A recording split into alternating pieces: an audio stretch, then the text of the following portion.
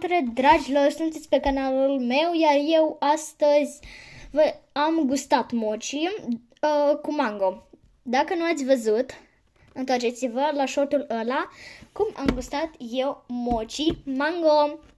Acum voi gusta mochi sau moti, cum spuneți voi, mochi cu fistic. Uitați-vă aici, mai multe sunt cu fistic. Am gustat mochi, dar n-am gustat cu fistic, deci acum vreau să să-l încerc cu fistic. Nu știu ce gust are, dar vom vedea.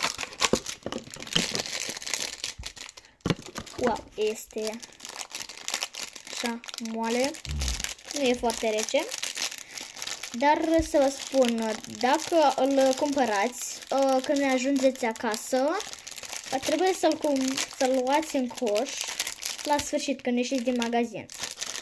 Și când ajungeți acasă, îl lăsați puțin să se dezghețe, nu deodată, pentru că poate să fie înghețat.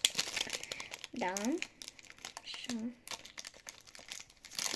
Mine este foarte așa, parcă e alb. Mochi japonez. Are o cutiuță. Așa, o întorci.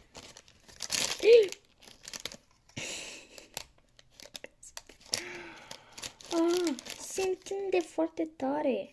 Deci nu poți să faci ceva din ea.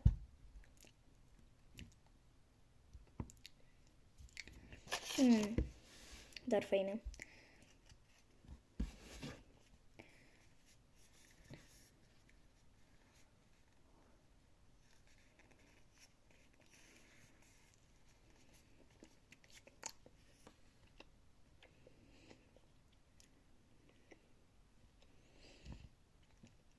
Regusta fistic. Dacă vrei să mănânci fistic, poftim. Dacă vreți să gustați și voi, vă cumpărați. E japonez, are un alat foarte întins, dar înăuntru are înghețat. Este și mango, și căpșună, și fructe de pădure, fructul pasiunii și fistic.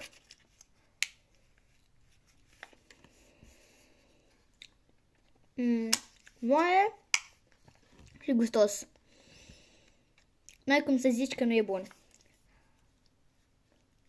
Poate la unii nu le place. Pentru că, eu așa spun,